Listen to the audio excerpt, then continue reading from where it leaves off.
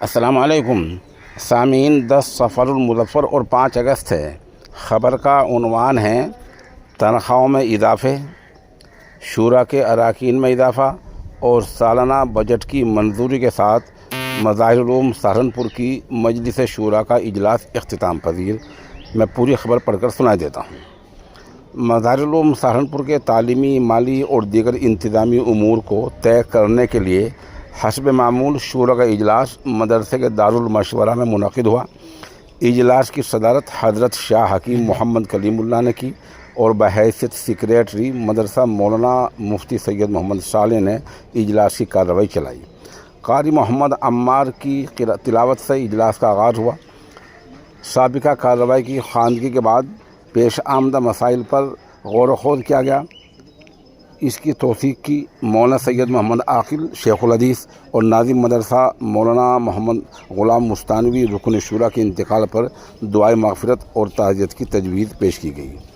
ایجنڈے کی دفعہ 5 کے مطابق مولانا مفتی محمد طاہر صاحب کو مدرسہ مظاہر العلوم کے لیے مستقل ناظم مقرر کیا گیا۔ طے پایا گیا کہ دونوں نائب ناظم مولانا مفتی محمد صالح اور مولانا سید محمد جعفر بدستور کام انجام دیتے رہیں گے۔ مولانا رحمت اللہ کشمیری اور مولانا زہیر الحسن کاندلوی کو اتفاق رائے سے مدرسے کا رکن شورا منتخب کیا گیا اور طے ہوا کہ سیکریٹری مدرسہ باقاعدہ اس کی اطلاع ان دونوں حضرات کو دے کر ان کی منظوری حاصل کر لیں گے۔ تمام ملازمین مدرسہ کی مشاہرہ جات میں تنخواہوں میں جو گرانی الاؤنس ہے اس پر 2% کا اضافہ منظور کیا گیا ہے۔ سالانہ آڈٹ رپورٹ کی سماعت ہوئی اور ارکان شورا نے اس کی توثیق کی۔ اس کا مطلب یہ ہوتا ہے کہ اگر کسی کی 100 روپے ماہانہ تنخواہ ہے تو 102 روپے ہو جائے گی۔ اسی طرح کسی کی 20,000، 30,000، 40,000 ہے تو 2% کا اضافہ اسی طرح ہوتا چلا جائے گا۔ مدرسے کا جو سالانہ بجٹ ہے وہ 8,86,95,000 روپے کا بجٹ منظور ہوا ہے۔ مجلس تعلیمی کی تجویز کی سماعت کے بعد ان کو منظوری دے دی گئی۔ اس طرح دفتر تعلیمات کی سفارش پر طلبہ مدرسہ کو عیدین کی تعطیلات میں گھر جانے کے لیے کرایہ کی مد میں جو رقم دی جاتی ہے اس پر اضافہ منظور کر لیا گیا۔